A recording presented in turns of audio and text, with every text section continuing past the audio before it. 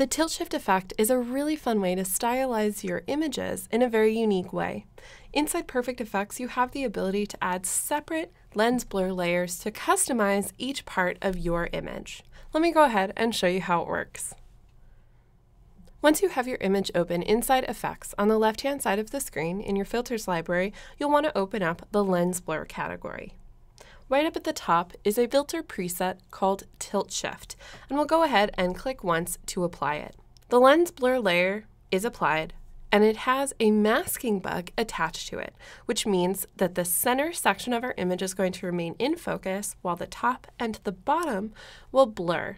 What we want to do is create a separate layer for the top and a separate layer for the bottom so that we can adjust each individually. With the masking bug chosen, up in the Tool Options bar, you'll want to open up the Shape drop-down menu.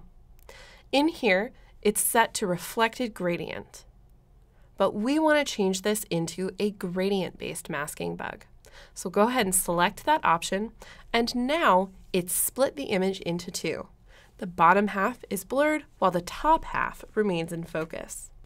We're going to click and drag this masking bug down towards where the grass is in the foreground.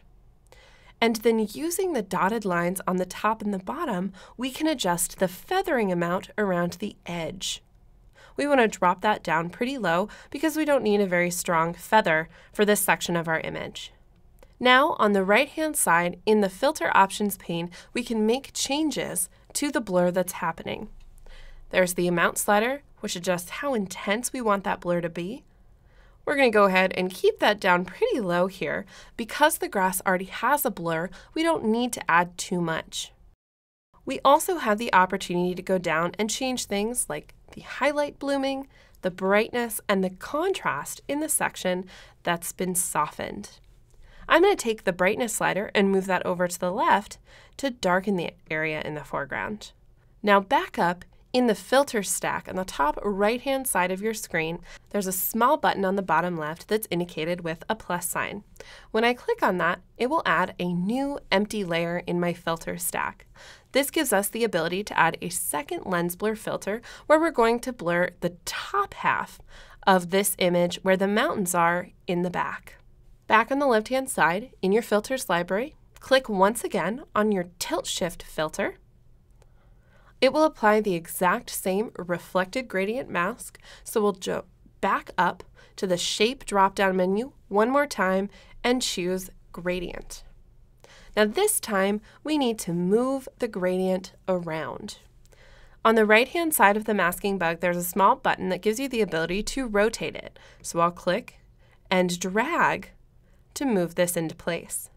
Now what's wonderful about having these different masking bugs on separate layers is that I can rotate this one to match more of the incline of the mountain on the left. I'm going to adjust my feathering mount a little bit to shrink it in, and then I'll scoot this into place,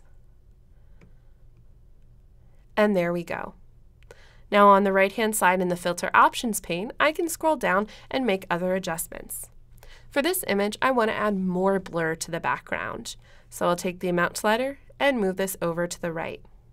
We don't want to go too far, but definitely much further than we did with the foreground. I'll also take the brightness and the contrast sliders and play around with those as well. I'm going to move the contrast over to the right and the brightness over to the right as well. The last thing that's really great here is you have the ability to combine the masking bugs and the masking brush. You'll see on the left-hand side there's still a small amount of this mountain that's out of focus, and I want to make sure that this area stays nice and crisp. On the left-hand side of the screen in the tool well, I'm going to jump up and choose my masking brush tool. I want to make sure that my mode is set to paint out. I can adjust things like the size, the feathering amount, and the opacity of my brush, as well as the ability to use my perfect brush. I'll go ahead and turn my perfect brush on, and then I'm also going to take my opacity slider and drop it down pretty low. We want to slowly remove the blur instead of doing it all at once. Now that I'm ready, just click, and we're going to drag over the spots that we want to bring back in focus. Because we lowered the opacity down, it'll look a little bit more natural along the edges, so it's not quite so harsh as we paint it away. I can also go through and make sure that I clean up the entire edge of this mountain here. And there we go. As you can see, this is a really fun technique that you can apply to lots of different landscape-based images, and with the ability to customize separate layers for the top and the bottom of your image, you can create some very specific and unique effects.